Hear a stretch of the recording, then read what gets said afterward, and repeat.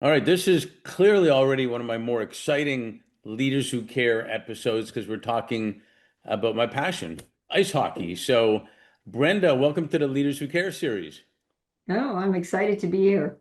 I am glad because everybody knows even when I do introductions on business calls, one of the first things I say when you're introducing yourself is I'm a major hockey fan from Montreal, all the time, just so they get to know it. Um, I'm super glad to have you here. I'm really excited about what we're going to talk about. Let's start with if you can introduce yourself. We'll get to the business stuff, if you will, in a minute. But um, where you live now, where are you originally from? Anything about family you want to talk about? Maybe something you've never told anybody and you want to reveal to the world. That's always fascinating. Stuff like that.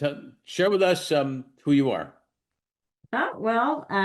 I am from the Toronto area, originally from kind of the Kingston area, but moved up to the Toronto area to really follow my passion, not only in hockey, but in the business world, because I worked in the Parks, Rec, and Culture kind of field for many years. I'm a mom, I'm a grandma, I'm a book writer.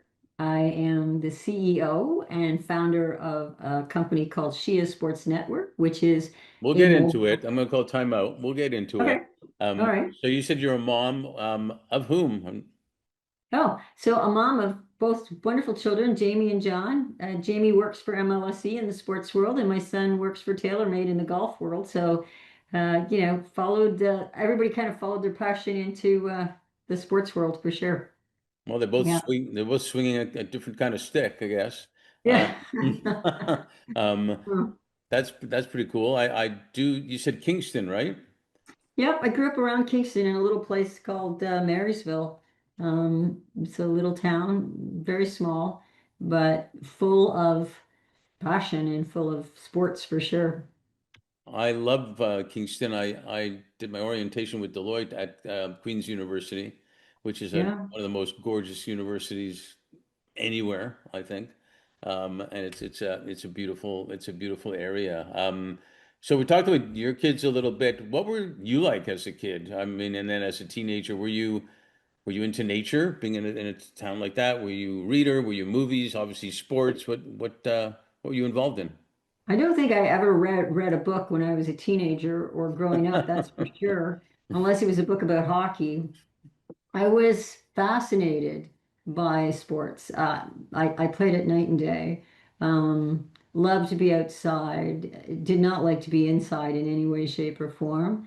Uh, you know, my parents, I'm sure, I worried them many times because we'd stay out late. One of my favorite stories, Mark, is that when the boys used to come to the door, and we'd play ball hockey out on the road in front of the house, right? And Yeah. the boys would come to the door and ask for my brother, who was 3 years younger than me. And then they'd say, "Oh, oh, and Brenda too." And then when I went out, my brother, because I was 3 years older than him, my brother would actually sit on the side of the road, and I'd be the one playing. But they didn't want to come and ask for me as the person that could really play better than them and my brother. But it was a yeah. I just I just was a person who, as my children have said many times to me, not everybody's born knowing what their passion is or what to do in life. And I was really lucky that right from day one, I just knew I wanted to be in sports. Yeah, I get it. We played outside all the time too, whether it was outdoor rink or on the road or every single thing. And it's only when mom or whatever calls you in for dinner that you go in, and then a lot of times you went back out, even at that time. Yeah. And and We used to take the, well, I guess we called them skidoos back then, and we'd take right, we them did. across the pond, and we would shovel the snow off, and then put the skates on, leave the boots there, play for hours, and I don't know how our feet didn't freeze, right? And I mean, I always said we were good skaters because we had to skate over the twigs and the cracks, and you know, and you played, and yeah, it's like. You never thought twice about are my feet going to be cold or anything else like that. And sometimes you'd hear the bell ring, which meant way way back, and you had to come home because supper was ready. And Yeah. yeah, and A nobody lot, worried about you. I'm sure you know this, a lot of pros talk about how their skill sets were highly developed playing in the outdoor rinks because they had to go over the bumps and the 12 players chasing you around the ice or something and to get the puck from you or all that stuff. And you had to be skilled putting the puck between your legs and this and that and whatever and get away and not fall down and keep your balance. It's amazing how many pros, first of all, they look back and love the memories, which is why the outdoor NHL stuff is so exciting too. But but yeah, the skill set they had to develop was incredible. Now most play inside, but that's another Yeah. story. So it was hockey number one. It wasn't other sports as much, right?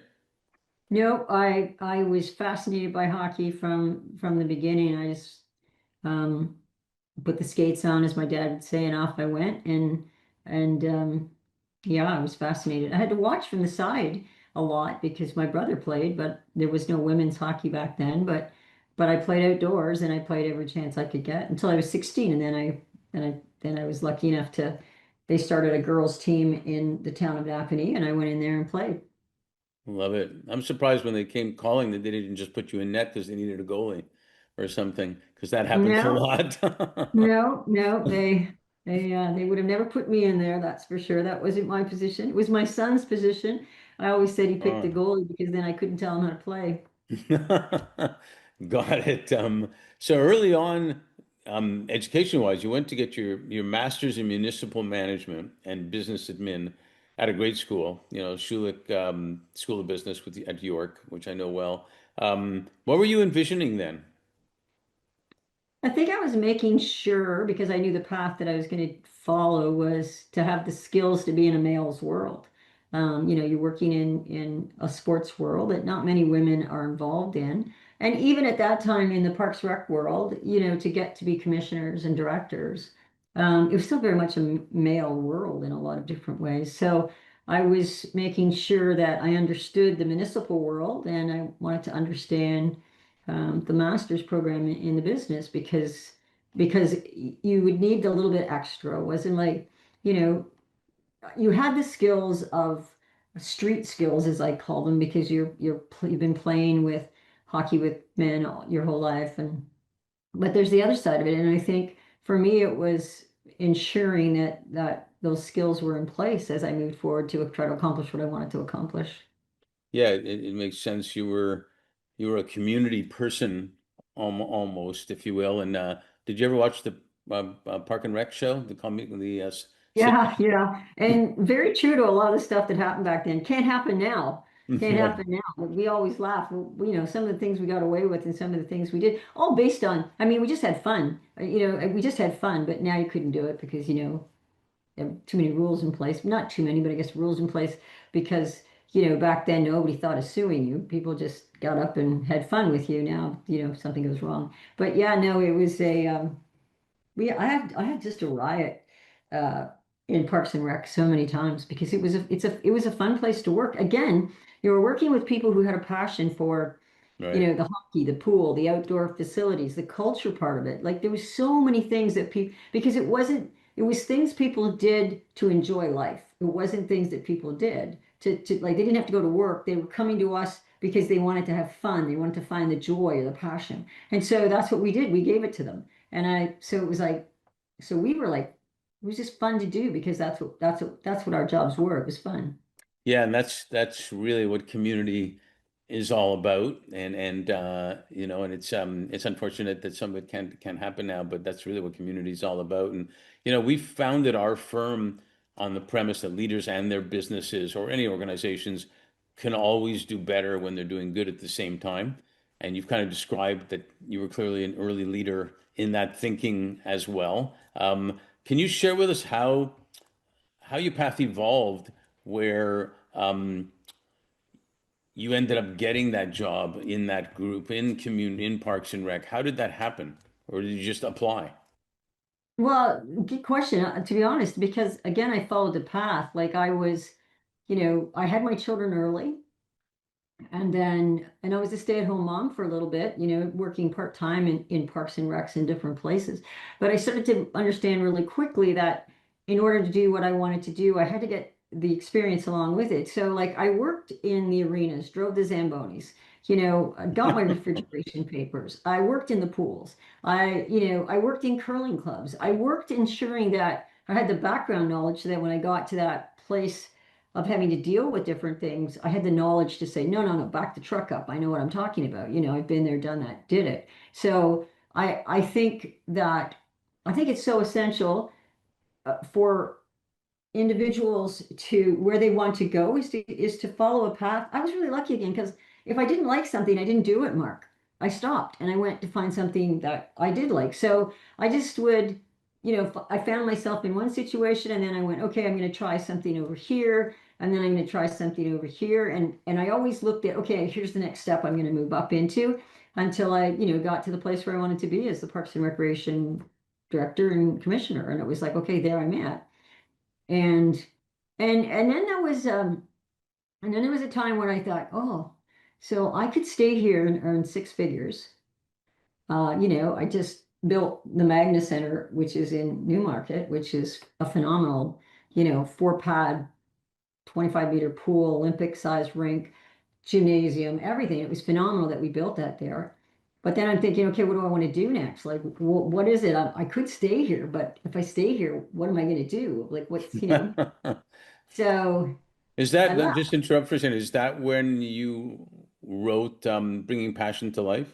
That's correct. That's when I wrote Bringing Passion to Life. So I took some time off and wrote Bringing Passion to Life because one of the things that I found when I was the director and doing all these wonderful things in the town and working with such phenomenal staff and everything was is that people would go away to these wonderful courses and then they'd come back and they'd go, oh, I'm going to do this. And that course lasted 48 hours in their mind and then they went back to where they were at. And there was people that and everybody has them at every job that I've said, they've already retired. They're just coming in every day now, right? Right. They're just timing the clicking the clock down. And to me, it would be like I wanted to write a book that was about finding your passion because if you don't find that, it's you only have one life. And it's like I didn't want to myself, I didn't. So I just was trying to write something that I felt was inside of me. I think it's so amazing to sit down and write something and you just let your thoughts out. It's like it's just so cool. It's so No. cool and very hard. And it's so real what you're talking about because, let's face it, you get less chance of burning out and more chance of being happy if you're doing something you're passionate about and perform even better. Unfortunately, not everybody has even the opportunity to do that sometimes, which is a shame because everybody should have the opportunity to do what they love, and stuff. And so I love the fact that you wrote that. And I notice young people now, especially our core business is about talent, and we get hired by companies to get the best talent. And the young people are looking for experiences, not just years of experience, but actual experiences, and to make money at the same time. They want to do both, and I think sometimes a lot of people, took jobs to become an accountant and this and that because that's what was going on. So good for you for not only doing that, but also writing a book about it. And but now going to my favorite part, and this is as a Canadian, as a major hockey fan. This is what I leading up to this point right now, which is the best, maybe the best part. Well, not necessarily the best part because the foundation you laid on purpose was fantastic to get to where you were, and I think that's a lesson for everybody. You don't just hop into this position by magic. You learned a lot along the way to get into it. Um, how did you become the commissioner of the Canadian Women's Hockey League? Good friends of mine now, Sammy Joe Small, who was part of it, and other players, Lisa Marie Breton, other players, the OWHA kind of came to me and because they knew I was kind of not doing anything as because I was a ref and I was just written the book and that the old NWHL had just folded and the players were trying to run the league themselves. And so I said, well, I could do this. I could do this. But if I do this, what we want to do is create a business plan that, you've got too many teams, you've got too many things ever going. So, and we held a huge forum and, I presented them the business plan of how I thought the league could move forward to the best of its ability. And they agreed to it. And they knew that the people beside them probably wouldn't be playing with them in the following year because Hmm. we had to go down to less teams to try to make it more competitive and to also spend less dollars. And so for the first 4 or 5 years, I made $30,000 a year. That's what I made. But it didn't matter to me because I was doing something I absolutely adored. And and then and we had to grow because I was the marketing person, I was the sponsorship person, I I bet. was the business person. I was trying to do things. And then it was really, we had such wonderful, wonderful volunteers and managers. Megan Hewings in Montreal, Rebecca was in Toronto, great players in so many areas. And those people all came together, and there was like a massive kind of push to take it to the next level. And we were proud because we were moving forward. We were having once a month games in the NHL rinks. We had the All-Star game for the first time in the Maple Leaf Gardens. And for me, there's so many times I'd sit on the side of the arena and watch the players as they went out. And the fans were full, and the jumbotrons had their name on it, and different things. And it'd be like, for me, it was such a joy to see the players passionate.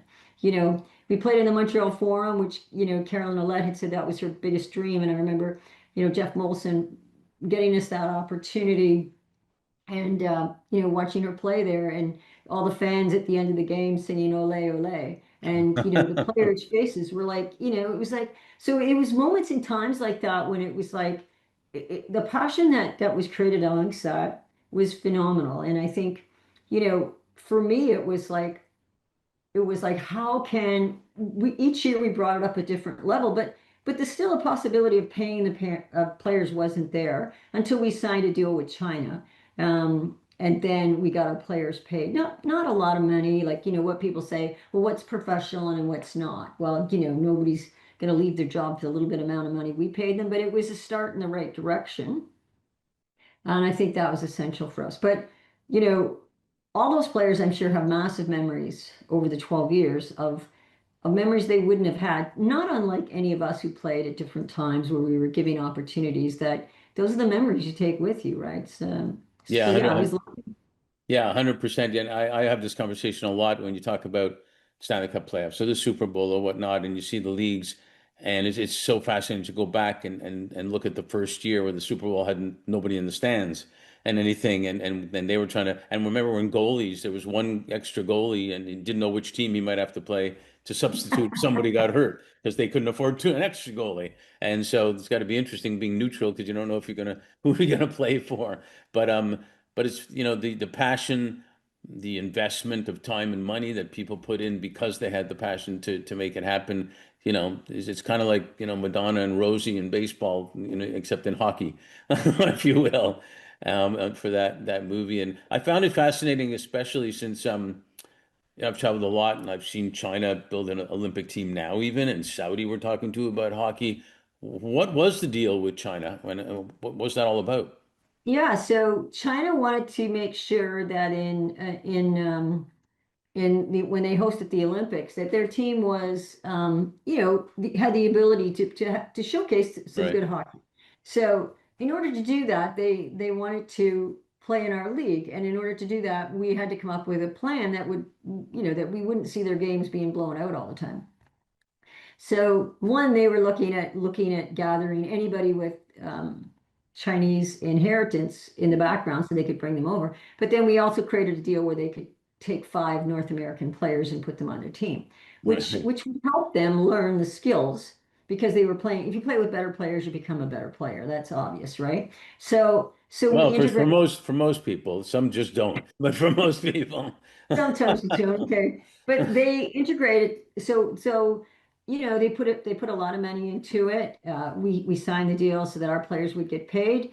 Our players went over there to play. Their players came back here to play. So our players got the experience of going to China also. So the traveling there, we stayed there for a week when we went.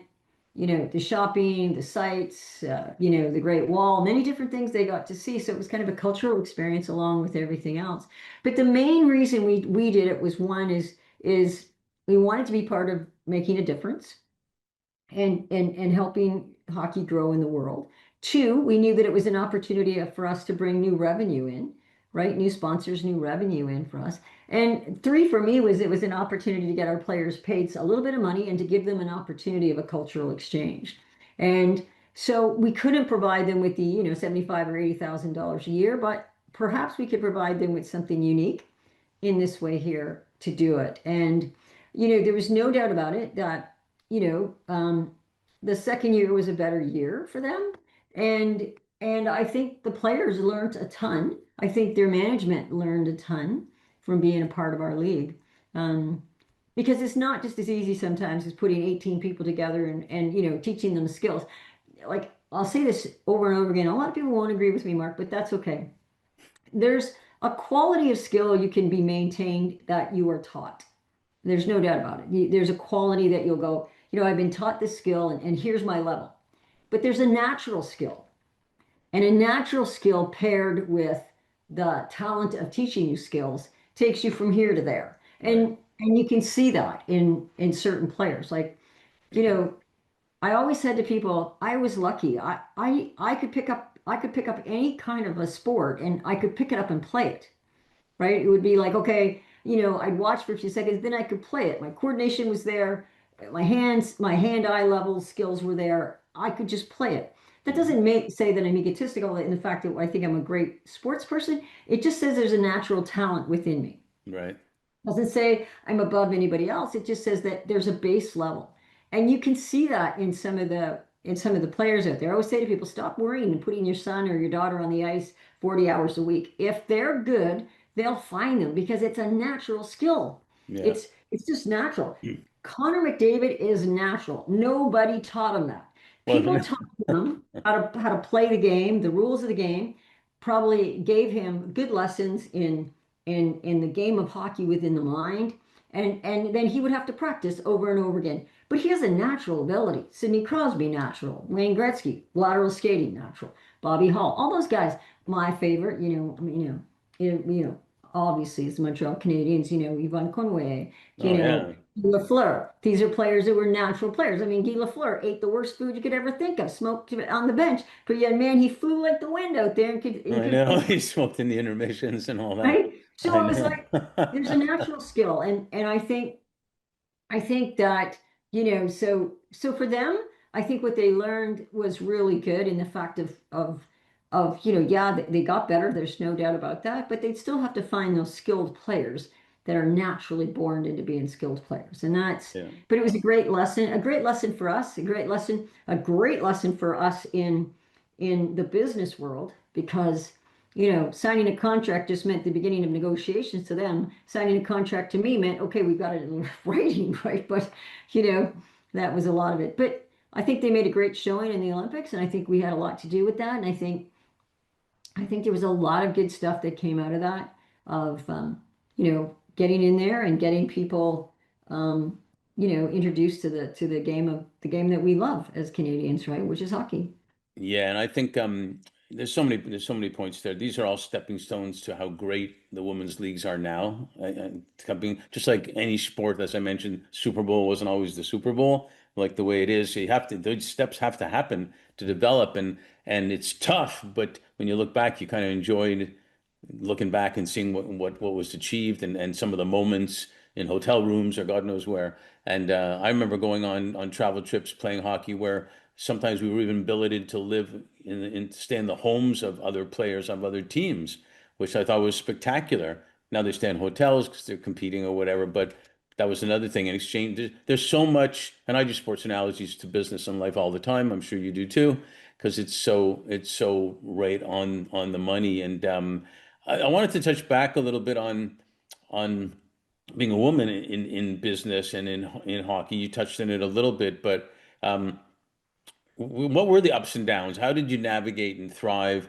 It was a man's world to a great degree, and hockey's. I remember when my kids played girls teams, they weren't supposed to be any hitting, so the guys weren't hitting, but the girls were still hitting the guys, and that type of thing. And they would joke around, "Did you get her number when she was in the corner with you or something?" At 12 years old or 13 years old. But talk to me a little bit about what it felt like, you know, um, being a woman in that whole world. Yeah, I never considered it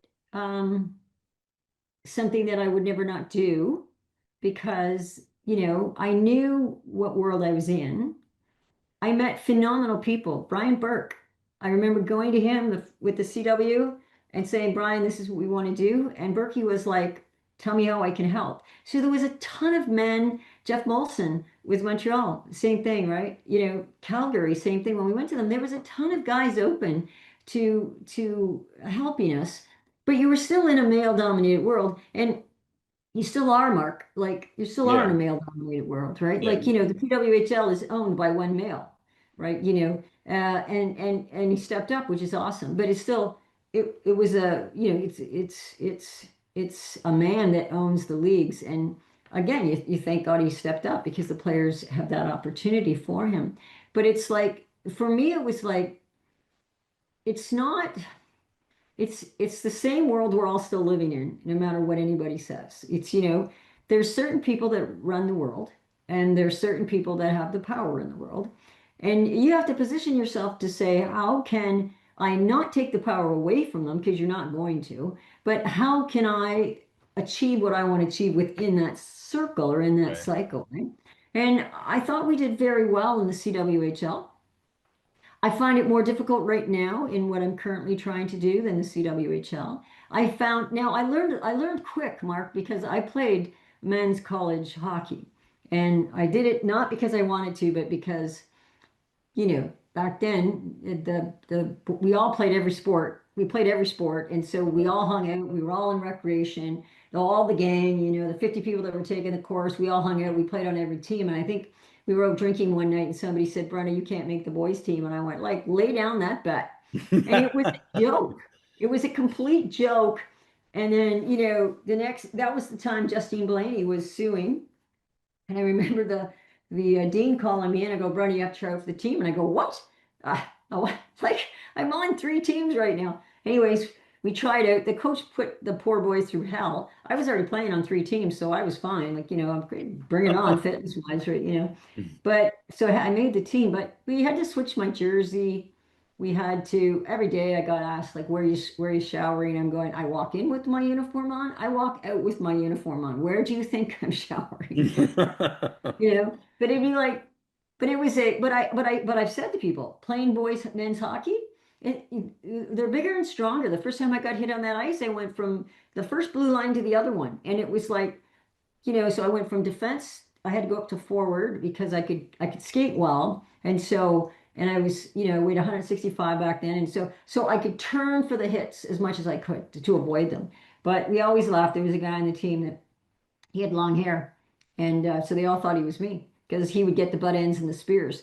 And Oh, so, nice. yeah, thank you, because in the '60s back then. But it was like you learn quickly, and what I learned was is that my team was phenomenal. My guys on my team were great. Like, they were Mm. sympathetic, they were kind, but the other guys were playing this society's expectations, which I think is what still happens in our world, right? So kind of like there's a ton of guys and men out there that appreciate women and understand it, and there's other people that are trying to play what society depicts for them.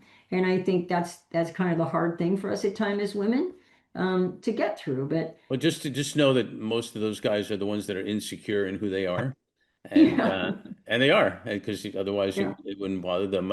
I want to go on to something really exciting too. You founded and you're president of SheIS, which I find spectacular, and that's and correct me if I'm wrong. That's growing all women's sports. Is that correct? Um, That's correct. that's got to be super exciting to see. You're trying to get people to take women's sports more seriously. I think it's the day and age for it to happen, obviously, because you got a lot of women playing hockey and now basketball and everything, and actually making money also, like big money also. A lot of them talk about what that is, she is, and also about the She Is Sports Network. Yeah, SheIS was created basically many years ago as a collective to bring women together, all the commissioners together to really cross-pollinate within each other's sports, to get basketball to like baseball.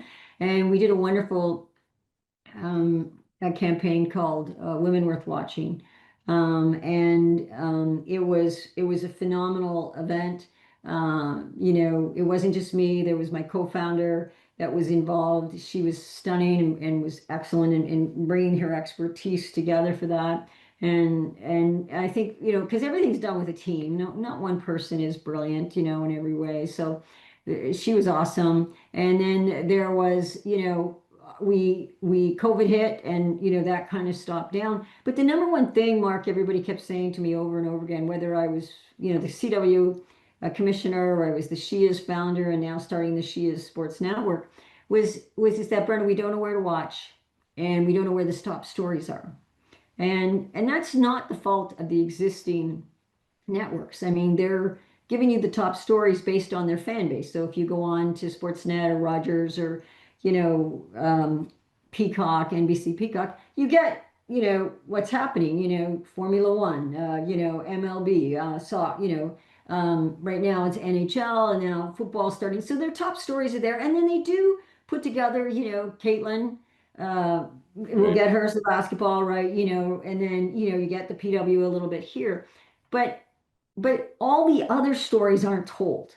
They're not told, right? Nobody knows where Coco's playing in the next tennis world. Nobody knows who just broke a record someplace in Australia, or, nobody knows that, hockey could be starting in Saudi Arabia. Nobody knows those stories because women, and there's phenomenal newsletters out there and websites, Just Women's Sports, there's a ton of those. But I wanted to create a mobile app that was unique that nobody's done. And so Cool. we created the mobile app, and that's about sharing where to watch, what's the top stories, and the content is developed by the fans.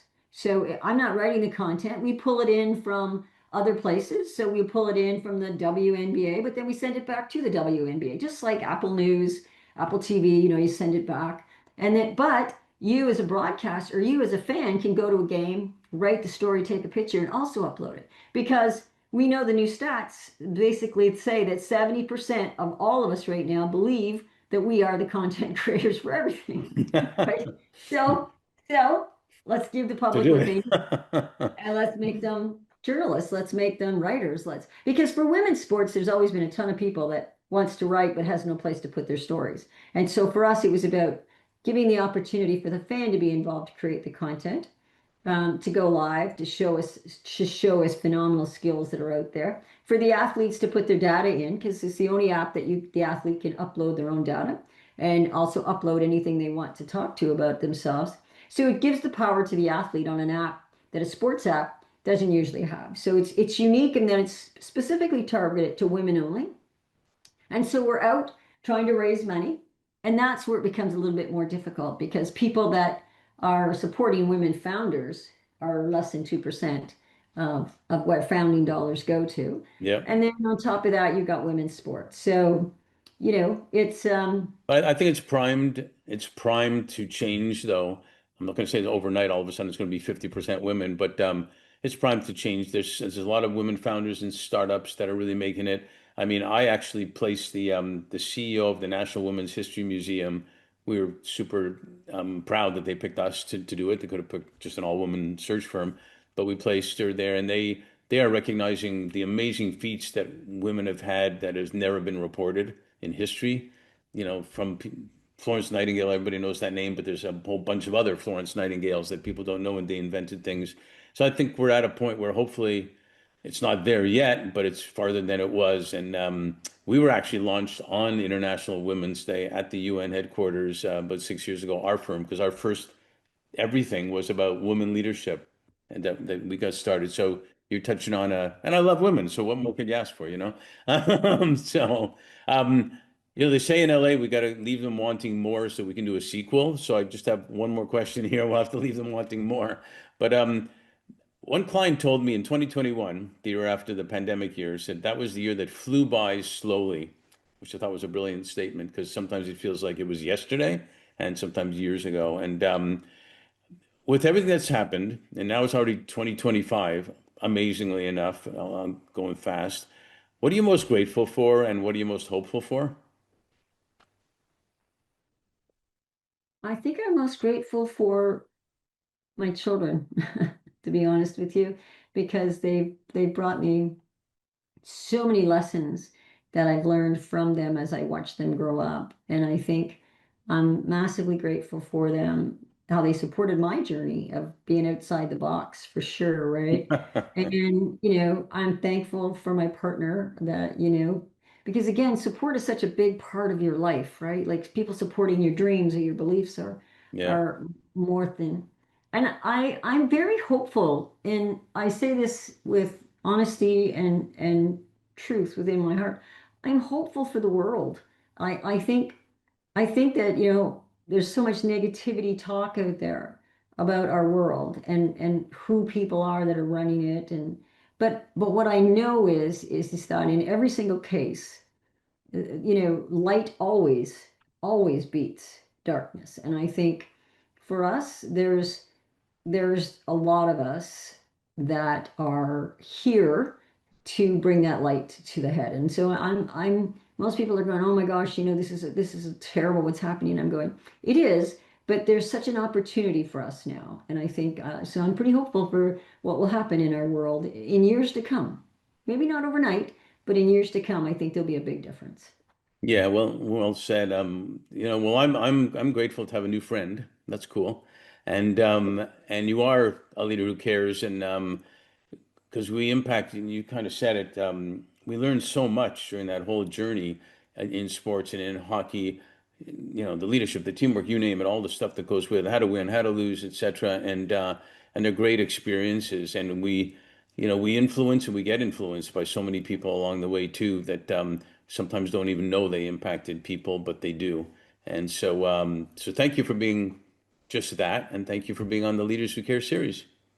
Thank you for giving me the opportunity to have my story told. My pleasure. Thank you for listening to the Brand Called You videocast and podcast, a platform that brings you knowledge, experience, and wisdom of hundreds of successful individuals from around the world.